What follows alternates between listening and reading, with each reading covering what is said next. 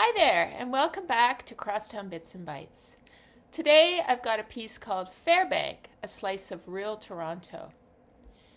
Full confession, I've lived in Toronto for 37 years and driven down Eglinton West countless times, but never had I ever heard of Fairbank. So when I took the subway from downtown to Cedarvale, the station formerly known as Eglinton West, and hopped on the Crosstown to choose a random stop, I got off at Fairbank with no idea where I'd emerge. But there I was, across the corner from Shoppers Drug Mart at Eglinton and Dufferin. In 1835, 19-year-old English settler Matthew Parsons dubbed his newly purchased 200-acre tract Fairbank. Imagine a teen having the means to buy 200 acres. Fun side note, Parsons was arrested but released without charge for being a sympathizer of Mackenzie, the leader of the Upper Canada Rebellion of 1837. The Parsons family reportedly owned this land for more than 100 years. By 1875, Fairbank had developed to the point it had its own post office. It never, however, achieved separate municipal status, being first part of York West Township, then the borough of York in 1966, and ultimately amalgamated into Toronto in 1998. By now, you know I'm interested in housing in the crosstown communities. Upon exiting the station, I turned around to see St. Hilda's Towers. The St. Hilda's community began with an Anglican parish in 1893 and became one of Toronto's first providers of senior housing in the 1970s. Today, it's a multi-faith, not-for-profit facility composed of 3 towers providing affordable, supportive, and independent seniors housing. Much needed now, and even more so in the next decade as the boomers advance to the elderly stage. 20 years ago, I played cello in an octet entertaining seniors across the city, and this was one of the homes on our rotation. It felt like a place that engaged more with its residents than some of the others we visited. Now the Crosstown will let those St. Hilda's tenants feel more connected to the city, too. Eglinton storefronts in Fairbank reflect the international nature of the local population and suggest people could live here quite comfortably without ever using transit.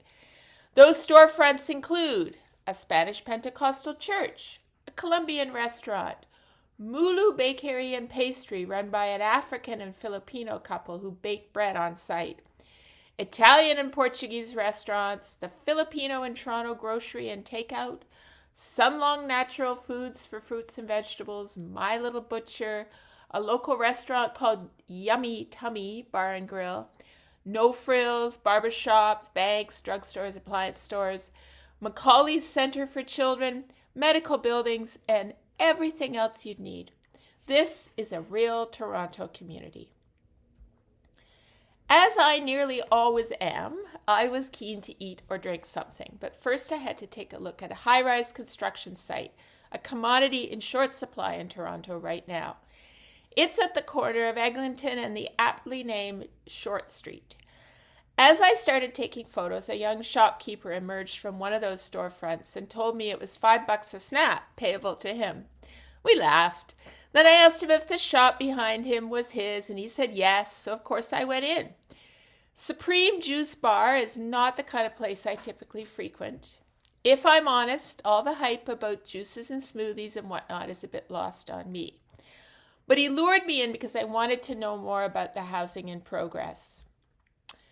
Cricket Park Residence is an 8-story mixed-use rental building consuming a block on the north side of Eglinton between Short and Fairbank Avenue.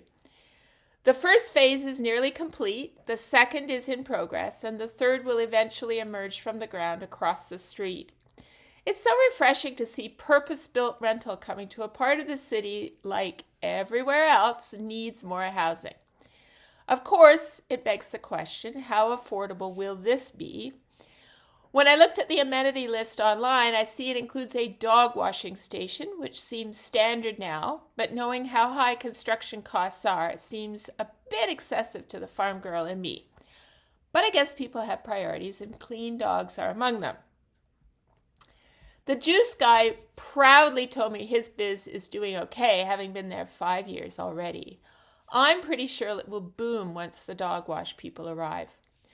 I ordered his most popular drink, the Immune Boost, beets, pomegranate, orange, ginger, and lemon, for $7 and wished him luck. That was a few weeks ago, and I haven't been sick at all that time, so I guess the Immune Boost worked. At the next corner, Fairbank, I fell in love with a mural painted in 2017 by Jim Bravo, an Afro-Latino OCAD grad originally from Ecuador.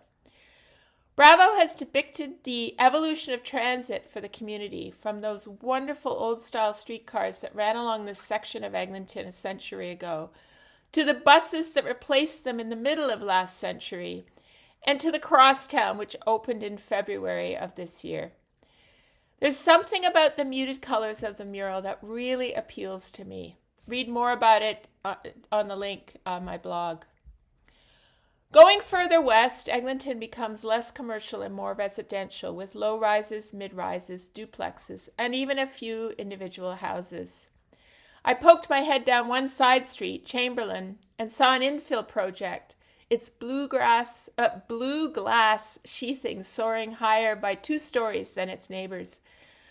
Like the moth to flame, there I was chatting to the guy from Blank Street Properties, one of the many companies trying to address the housing crisis by filling in Toronto's missing middle. You know, the big gaping hole between high-rises and single-family dwellings. This one will be a triplex. When I asked, he said the community had responded favorably. Maybe Fairbankians understand we need to live a little differently if we're to get people housed again, even if it involves having a shadow cast on our property or someone seeing into our yard. Okay, I'll get off my high horse now. Further along Eglinton, I took a moment to enjoy the spring sunshine in Prospect Cemetery, something I've passed but never entered before. In 1887, to accommodate the rapidly expanded population, the city purchased this whopping 105-acre swath, bounded by Eglinton at the north and St. Clair at the south.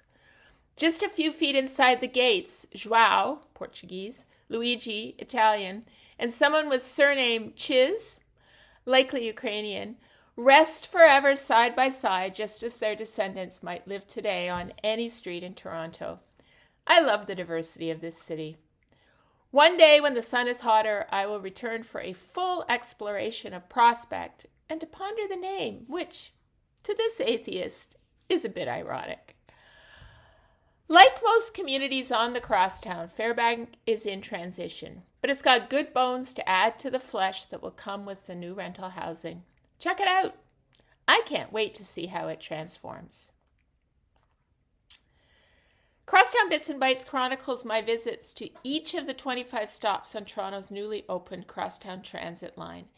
Eglinton Avenue spent 15 years under construction, with the project plagued by delays and overspending, wreaking havoc on the communities along a 19-kilometer stretch of a central east-west urban artery.